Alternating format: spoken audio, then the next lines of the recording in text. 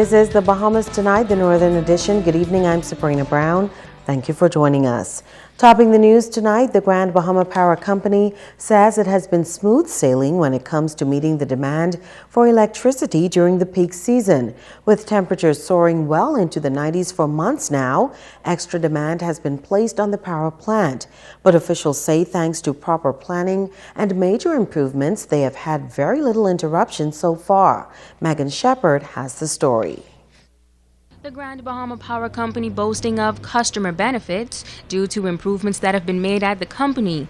Vice President of Generation and Engineering Whitney Hasty says that 3 years ago, the company implemented a 3-step plan to continuously improve its product, and as a result, generation, transmission, and distribution improvements have been put in place. The improvement really was about stabilizing the power supply to our customers. It was about stabilizing the cost to our customers. And it was about fuel diversification. And so what we're saying today is nothing more than what we said several years ago that we were going to do. Hasty says this 3-step program is already showing major improvement. Company statistics show that on an average yearly basis in 2010, customers experienced about 27.5 hours of blackout compared to only 7.5 hours in 2013. He says so far in 2014, that time has decreased to 2.5 hours. The first step in the plan of improvement stems at the generation level, where power is produced. The first step in that plan is the generating facility through which the power is generated. One of the first things we did was we brought in supplemental generation that would stabilize the system.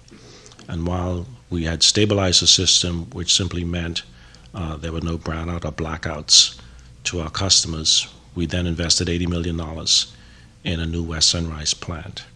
And what that simply means for our customers is that it gives us the ability to produce the same high quality of power at a reduced cost. Hasty says customers are also reaping benefits thanks to improvements to the transmission and distribution aspect. Areas that were mainly affected, Holmes Rock, Ariel Place, and East End, should now be seeing improvements when it comes to blackouts. And simply what that means is when we talk about the poles, the wires, the transformers that people would see, the substations that people would see around the island, we went out and we looked at the areas that was causing the greatest pain to our customers and looked at the equipment on the poles, and we went strategically and replaced the equipment that was causing the failures. As a result of that, customers would then see the benefit of reducing outage or blackouts that they would have been experiencing in years past. Megan Shepard, ZNS Network News. Thank you, Megan. Grand Bahama's industrial sector continues to grow, and so does the need for skilled workers. A local Bahamian-owned company is branching out in an effort to meet this demand. Members of the community gathered to witness the official opening of the independently owned and operated Pineyard Technical Center. Speaking to the significance of this new venture, Minister for Grand Bahama Dr. Michael Darville said research shows that there is a growing demand for employment opportunities among young people, and he believes the establishment of the new training facility is timely. It is my sincere belief, however, that we can only satisfy this commitment to job creation if we equip young people with the necessary skills, competencies, and certifications to meet the present and future demand of our growing economy.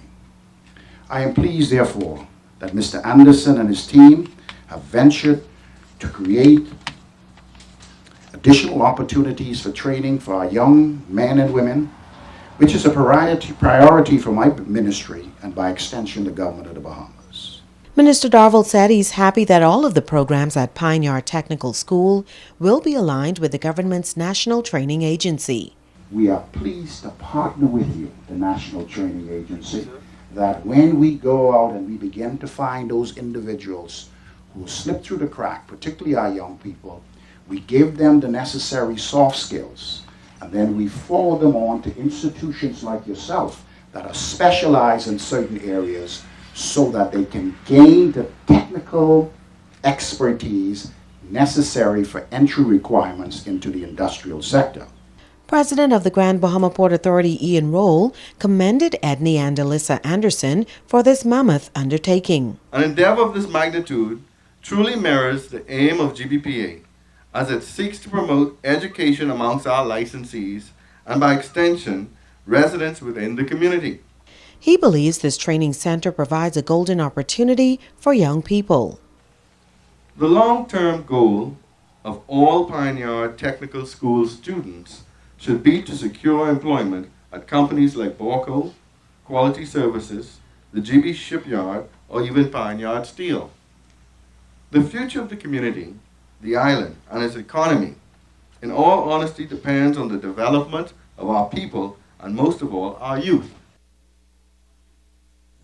The Bahamas National Training Agency making some inroads when it comes to providing training for young unemployed Grand Bahamians. After a successful first phase, the BNTA is now holding interviews for a second group of candidates seeking to be trained.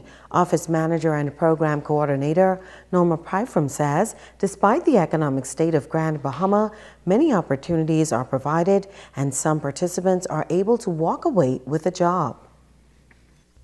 The Bahamas government now have seen that the need is for us to come together as a team and work together, and where they who cannot go away can come to us and we can train them. It's 10 persons who got jobs, at least 10 persons got jobs. So they were blessed to be in the right place at the right time with a free training, free education. How much better can that get for us? Pyfrom is pleased with the level of support given by Corporate Grand Bahama during the first phase of the program. She says hotels, the industrial sector, and many other businesses have partnered with the National Training Agency to make this program a success. She's looking forward to gaining the support of others during this phase of the program. We are so fortunate. The students are so blessed to get free education. What's upstairs, no one can take it from you. We can only get better. As we better them, we better our Bahamas globally. Now, interviews will be conducted for the remainder of the week at the National Training Agency in the National Insurance Board building. Now to news from police. Officers on Grand Bahama are investigating a stabbing incident that has left a 32-year-old man of Frobisher Drive in police custody. Reports are that around 2 o'clock Friday morning, police received information that 2 men were involved in an altercation at a home on Frobisher Drive, which resulted in one of the men being stabbed about the body and the other receiving injuries to the face. Both were taken to hospital. Investigations into this matter are continuing. Meantime, a 43-year-old man of Spring City, Abaco is in police custody, accused of possession of an unlicensed firearm and ammunition. It is reported that the man was found in possession of an unlicensed 12-gauge shotgun with 25 live rounds of ammunition on board a vessel at the dock area in Marsh Harbor, Abaco, and was initially held by Defense Force officers. The suspect and illegal firearm were handed over to police officers who are investigating this matter. Also from Abaco tonight, immigration officers taking 34 illegal immigrants into custody on that northern island. Police tell us that shortly after 2 o'clock yesterday morning, officers received information that suspicious persons were seen walking in the area of Ernestine Highway. That's the highway leading to Sandy Point. Police, along with Immigration and Defense Force officers, went to the area and arrested the Haitian nationals. They have since been flown to New Providence to await repatriation. Investigations are continuing. Stay with us. There's more news after this. Bringing news that matters to you. You're watching the Bahamas Tonight Northern Edition. Welcome back. This past Friday was a special occasion for the staff and students of the West End Primary School. The institution is on a mission to empower its students through literacy, and during the morning assembly, they were given food for thought on the importance of that mission. Natalie Martinborough has the story.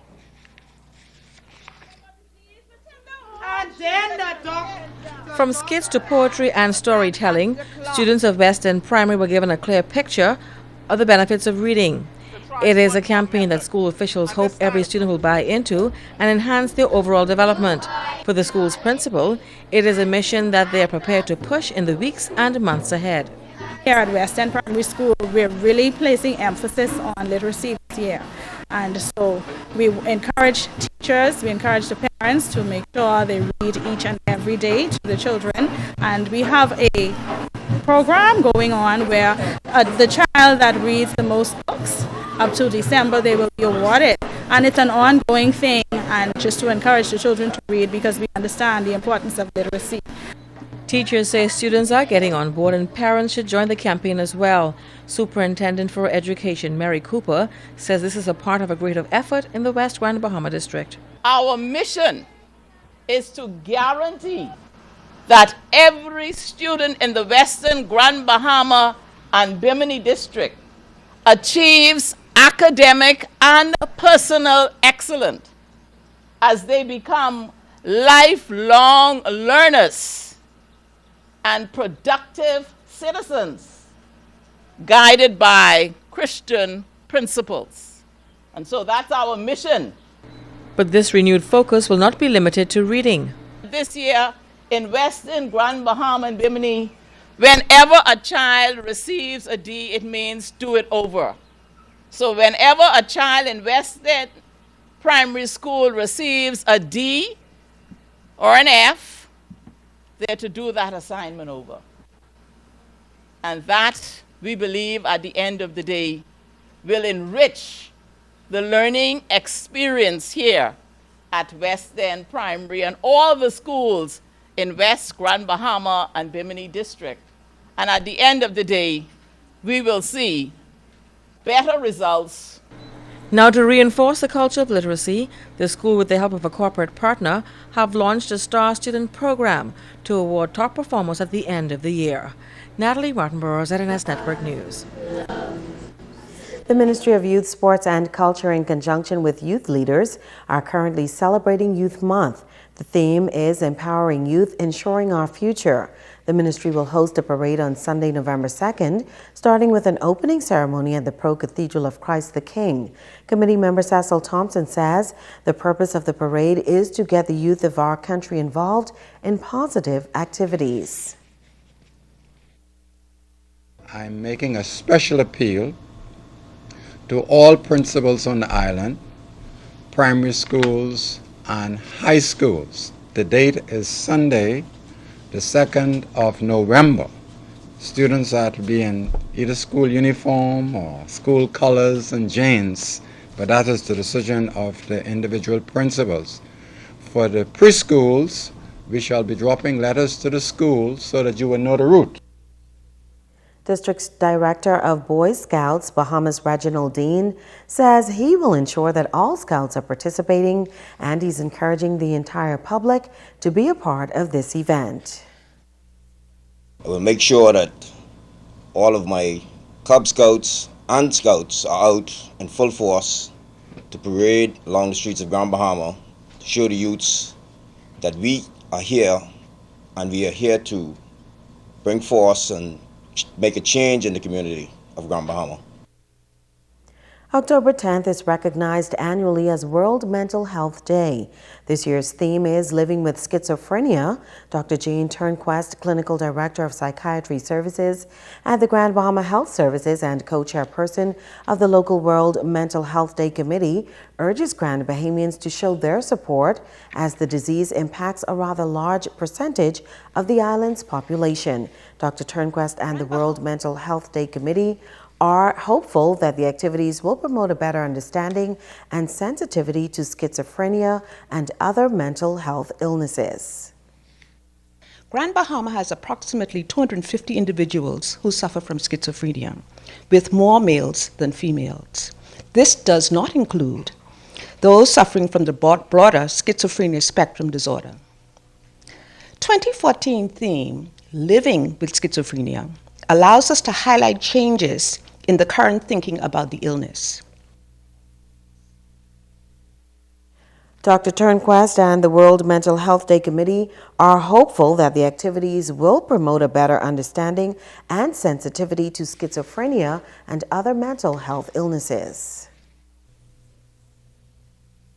Our aim is to increase awareness on every level.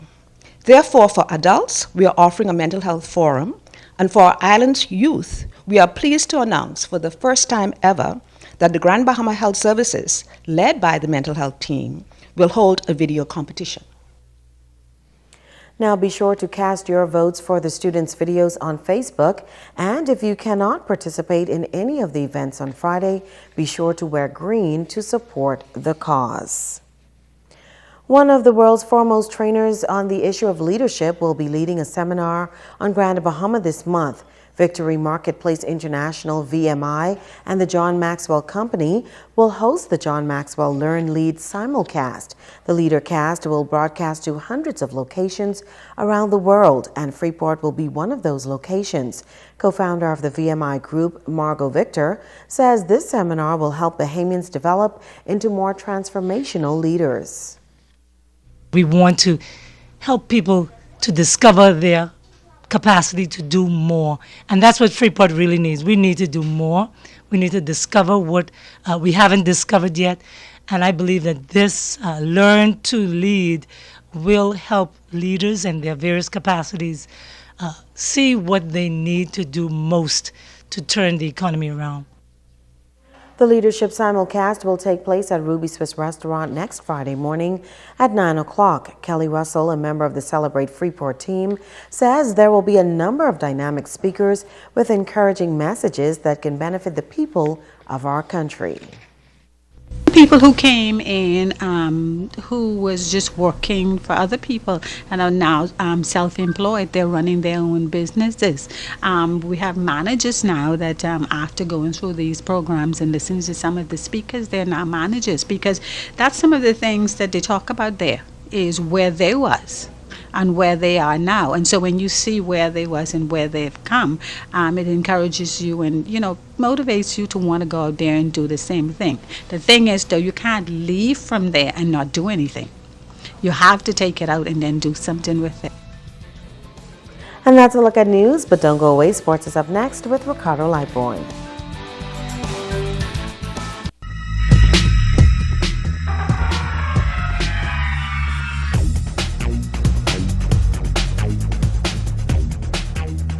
Everybody, welcome to Sports. I'm Ricardo Lightborn, and I'm dedicating sports to all of the Chicago Bears fans. Yes, Boozy rolled, Brando, Stuart King, man, and Bears Nation. My Carolina Panthers rule today, guys. Well, the Battle of the Bahamas is October 25th at the St. George's Gymnasium. Martial art forms, fighting, seminars, and also a number of honored guests. The students at the Jaguar Jiu-Jitsu School of Survival is preparing for October 25th, the occasion, the Battle of the Bahamas at the St. George's Gymnasium. The Jaguar School will be actively involved in the competition for boys and girls, plus the experts. Sensei Devin Pinder says that Jaguar Jiu-Jitsu and also Baisong are into this thing, demonstration and competition. The Baisong Institute was founded by Grandmaster Kenneth Lewis 30 plus years ago.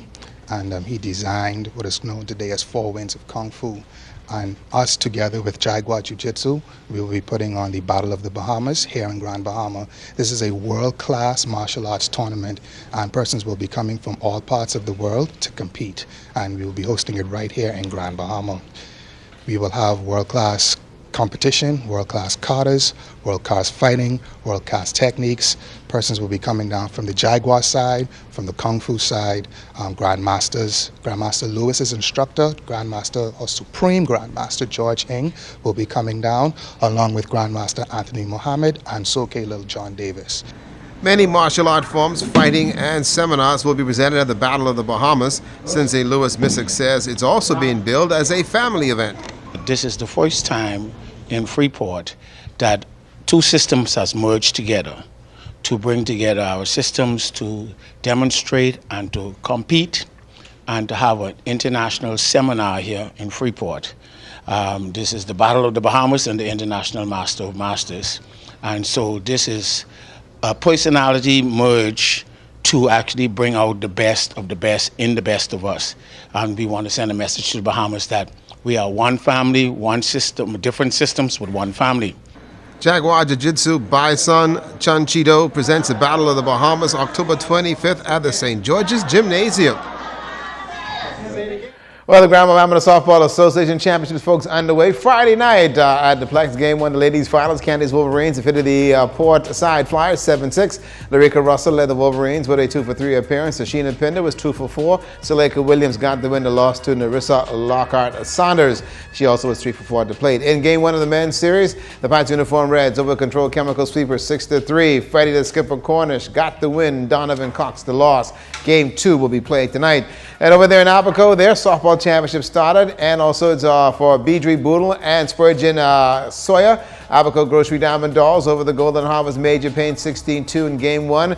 Christine Jejin also had a 2-for-3 game, 7 RBIs. Tracy Albury got the win, struck out 7. The loss goes to Shalice Russell. As far as the Diamond Dolls in Game 2, 14-6 your score. Jejin also 3-for-3 at the plate and 5 RBIs. Dominique Roll struck out 7 to get the win. The loss to Janice Roberts. And in the men's side of things, it was the Creta Bulldogs shutting out the Simple Solution Sharks 9-0. Nigel Boodle Jr. was 3-for-3, folks. Had 5 RBIs and went yard. Allowed Big Boy Sawyer through a perfect game. Struck out 12 batters. Shivano Culmer was tied with the loss. And the Bulldogs in Game 2, 11-0 your score. Andrew Leakey Albury, Willard Gardner, both 3-for-3. Tyler Russell struck out 9 batters, and the win goes to none other than Joshua Tag with the loss. But they're having some fun. They'll play again on the weekend. The YMCA Learn to Swim program also spreading its wings to East Grand Bahama, folks. And over there at the YMCA on Thursday, students from the various schools in East Grand Bahama came west of Freeport to some swim lessons at the YMCA. It's part of the physical education classes. Phys ed teacher Kelly Aubrey felt it necessary for students particular to experience some swimming as far as track and field and other sports is concerned. Coordinator at the Y also making some things happen, and so she is pretty happy with that.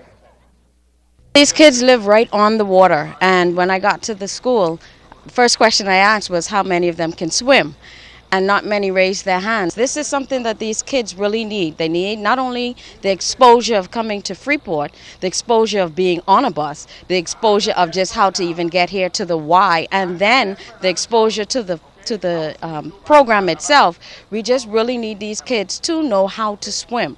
They need to know the safety measures. They need to know how to take care of themselves. And we get that all here at the YMCA. And the YMCA swim coordinator and EMT at the RAN, and that is none other than Marvin Johnson, said being able to teach the students how to swim gives them great joy and taking care of those safety concerns. We are ensuring safety. And like you can see, we did a demonstration where that we show the kids if something should happen, what to do, because in an event, most kids don't know what to do when emergency happens. So I'm here to try and implement the safety measurement and also to, show them how to be drown-proof. We're surrounded by water, and we take the water for light. There's a lot of things happening around the waters. We're trying to make sure that every child get a chance to know how to swim and to save themselves. And we've also asked Marvin to come here to the Broadcasting Corporation of Bahamas Northern Service to teach these girls here how to swim. They all sink like a rock. That's simple as that. That is it for sports.